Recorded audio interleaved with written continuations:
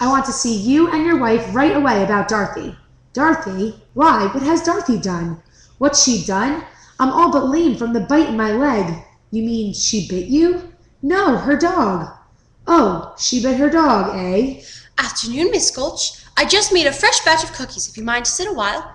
I'm afraid I have no appetite, Mrs. Gale. Indeed, I'm so shaken by the ferocious attack of your niece's vicious dog, I may never eat again. If you don't eat, you'll waste away, and I'd hate to see you dwindle. Dorothy, could you bring Toto out here a minute?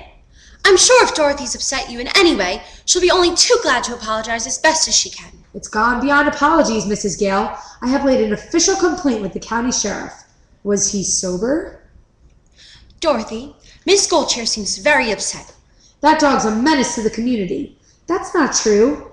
As an act of public service, woman, I'm taking that dog to the sheriff to make sure he's destroyed. No, you can't. Toto didn't mean to. He didn't know he was doing anything wrong. I'm the one that ought to be punished. You can send me to bed without supper. You hear how sorry the child is. If you don't hand that dog over now, I'll bring a damage suit that'll take your whole farm. There's a law protecting folks against dogs that bite. How would it be if she keeps him tied up? He's really gentle.